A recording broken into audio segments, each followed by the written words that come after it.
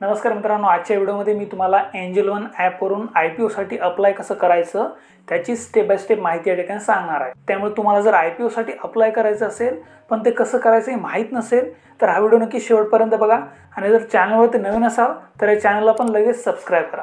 चला तर व्हिडिओला सुरुवात करूया। तर बघा, सुरुवातीला या ठिकाणी तुम्हाला पहिल्यांदा एंजल वनचा जो काही ॲप आहे तो ओपन करायचा आहे। ॲप ओपन केल्यानंतर या ठिकाणी होम मध्ये स्टॉक्स हे जे सेक्शन आहे त्यामध्येच खाली जरासं स्क्रोल करायचं आहे। त्यानंतर बघा या ठिकाणी IPO म्हणून दिलेलं आहे त्यावर तुम्हाला क्लिक करायचं आहे। क्लिक केल्यानंतर अशा प्रकारचे जे ओपन IPOज आहेत ते तुम्हाला दिसून येतील। या ठिकाणी बघा बरेचसे IPO आहेत। ह्या सर्व IPO साठी तुम्ही अप्लाय करू शकता। त्यानंतर त्याच्या खाली अपकमिंग जे IPO येणार आहेत त्याची पण लिस्ट दिलेली आहे। यात आपण आता लेन्सकार्ट IPO साठी अप्लाय करणार आहोत। त्यासाठी लेन्सकार्ट IPO यावर क्लिक करायचं आहे। क्लिक केल्यानंतर अशा प्रकारे तुमच्या समोर IPO ची पूर्ण डिटेल ओपन होईल। या ठिकाणी तुम्ही बघू शकता IPO ची पूर्ण डिटेल दिलेली आहे। यामध्ये बिड प्राइस रेंज, लॉट साइज, सोबतच इश्यू साइज, त्याचबरोबर मिनिमम इन्व्हेस्टमेंट ही देखील यामध्ये दिलेली आहे।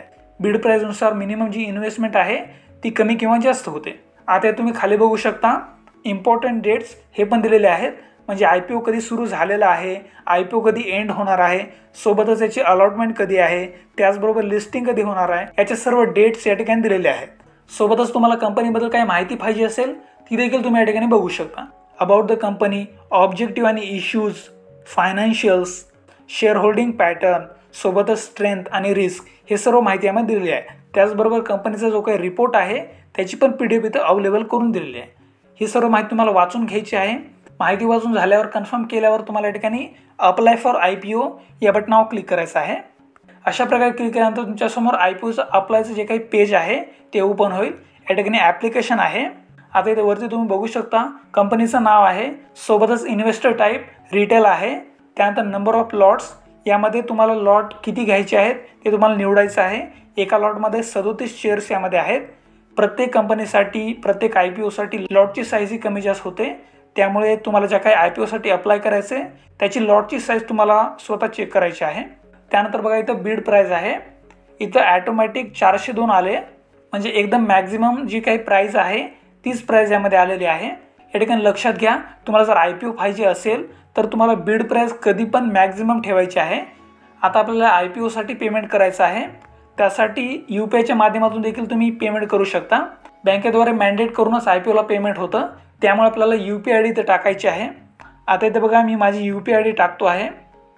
अशा प्रकारे तुमची जी काही चालू ॲक्टिव्ह जी UPI ID आहे तीच तुम्हाला इथे टाकायची आहे। UPI ID टाकली की त्यानंतर तुम्हाला व्हेरीफाय UPI या लिंकवर क्लिक करायचं आहे। त्यानंतर तुमची जी काही UPI ID आहे ती व्हेरीफाय केली जाईल।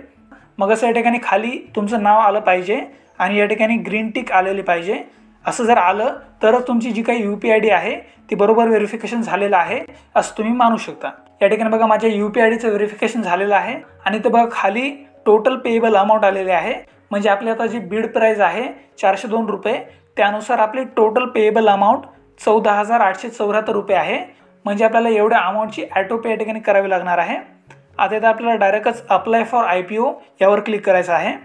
क्लिक केल्यानंतर अशा प्रकारे तुमच्यासमोर अप्लाइड फॉर IPO असा एक पॉपअप मेसेज येईल, ग्रीन टिक आलेले आहे। त्यानंतर ऑटोमॅटिक तुम्ही प्रिव्हियस पेजवर रिडायरेक्ट व्हाल। आता इथे आपल्याला UPI ॲपद्वारे जे काही IPOचं मॅन्डेट आहे त्याला अप्रूव्ह करायचं आहे। त्यासाठी आपल्याला गुगल पे किंवा फोनपेवर जायचं आहे। ज्या ॲपची तुम्ही UPI ID दिलेली होती त्या ॲपवर जायचं आहे। पेमेंटचं मॅन्डेट येण्यासाठी काही 5 मिनिटाचा वेळ लागेल, थोडंसं वेट करायचं आहे। त्यानंतर बघा अशा प्रकारे तुमच्या UPI ॲपवर अशा प्रकारची मॅन्डेटची रिक्वेस्ट येईल। इथं आपल्याला पेमेंटचे जे काही मॅन्डेट आहे त्याला अप्रूव्ह करायचं आहे। त्यासाठी ऑथोराइज यावर क्लिक करायचं आहे। क्लिक केल्यानंतर बँकेद्वारे तुम्हाला ऑटो पे जनरेट करायची आहे। पेमेंट सक्सेसफुल झालं की नंतर तुमची IPO साठी ऑटो पे जी आहे ती बँकेद्वारे मॅन्डेट ही केली जाईल। मग नंतर तुम्हाला थोडंसं वेट करायचं आहे। 10 ते 15 मिनिटं वेट केल्यानंतर पुन्हा एकदा तुम्हाला एंजल वनच्या ॲपवर जायचं आहे। अशा प्रकारे ॲपवर आल्यानंतर बघा थोडंसं इथं रिफ्रेश करायचं आहे। रिफ्रेश केल्यानंतर बघा अशा प्रकारे तुमचं जे काही पेमेंटचं मॅन्डेट आहे ते अप्रूव्ह होऊन जाईल। या ठिकाणी तुम्ही बघू शकता ग्रीन टिक आलेली आहे, सोबतच payment mandate approved, check allotment status on 7 November 2025, म्हणजे डेट आलेली आहे अलॉटमेंटची।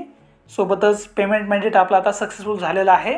त्यानंतर अलॉटमेंटच्या दिवशी एक मेसेज तुम्हाला येईल, त्यामध्ये सांगितलं जाईल की तुम्हाला हे शेअर्स भेटले आहेत की नाही, ते तुम्ही एंजल वनच्या ॲपमध्येच पाहू शकता। जर तुम्हाला शेअर्स भेटले तर ते तुम्हाला डायरेक्टच तुमच्या पोर्टफोलिओमध्ये यामध्ये ॲड हे होणार आहे। थोडक्यात बघा, अशा प्रकारे तुम्हाला एंजल वनच्या ॲपवरून अगदी सोप्या पद्धतीने IPOसाठी अप्लाय हे करता येणार आहे. तर मित्रांनो, ही महत्त्वाची अशी माहिती होती. व्हिडिओ जर आवडला असेल तर व्हिडिओला लाईक करा, तुमच्या मित्रांना पण हा व्हिडिओ शेअर करा आणि अशाच व्हिडिओसाठी आपल्या चॅनलला लगेच सबस्क्राईब करा. धन्यवाद. जय हिंद, जय महाराष्ट्र.